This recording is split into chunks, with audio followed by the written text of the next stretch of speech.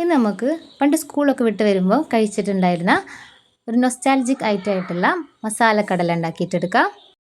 അപ്പോൾ നമുക്കിത് എങ്ങനെ ഉണ്ടാക്കാൻ നോക്കാം. അതിന് വേണ്ടിയിട്ട് വറുക്കാത്ത നിലക്കടയിലേക്ക് 3 ടേബിൾ സ്പൂൺ കടലപ്പൊടി, 3/4 ടീസ്പൂൺ അരിപ്പൊടി, ആവശ്യത്തിന് ഉപ്പ്, 1/2 ടീസ്പൂൺ മുളക് പൊടി, 3 അല്ലി വെളുത്തുള്ളി തൊലിയോട് കൂടി ചതച്ചെടുത്തത്, ഒരു നുള്ള് കായപ്പൊടി. ഇതില്ലെങ്കിലും കുഴപ്പമൊന്നുമില്ല. ഇതെല്ലാം ചേർത്ത് നന്നായിട്ടൊന്ന് മിക്സ് ചെയ്തിട്ടെടുക്കുക. ഇനി ഇതിലേക്ക് കുറേശ്ശെയായി വെള്ളം ചേർത്ത് നന്നായിട്ടൊന്ന് കുഴച്ച് എടുക്കാം. അധികം ലൂസായി പോകരുത്, ഒരു തിക്കായിട്ടുള്ളൊരു കൺസിസ്റ്റൻസിയിലാണ് വേണ്ടത്. ഇനി ഇത് ചൂടായ എണ്ണയിലേക്ക് കുറേശ്ശെയായിട്ട് ഇട്ട് കൊടുത്ത് നമുക്കിത് ഫ്രൈ ചെയ്തിട്ടെടുക്കാം. ഇനി കട്ടയായി കിടക്കുന്നതെല്ലാം നമുക്ക് ചെറുതായിട്ടൊന്ന് ഫ്രൈ ആയതിന് ശേഷം ഒന്ന് തവി വെച്ചിട്ടൊന്ന് ഇളക്കി കൊടുത്താൽ മതി. നമുക്കിതെല്ലാം വിട്ട് കിട്ടും. ഇനി ഇതിൻ്റെ ഈ തിളയെല്ലാം നിൽക്കുന്നതാണ് ഇതിൻ്റെ കറക്റ്റായിട്ടുള്ള പാകം. ആ സമയത്ത് നമുക്കിതൊന്ന് കോരി മാറ്റാം. അങ്ങനെ വളരെ പെട്ടെന്ന് തന്നെ നമുക്ക് വീട്ടിൽ മസാലക്കടല റെഡിയാക്കിയിട്ട് എടുക്കാം.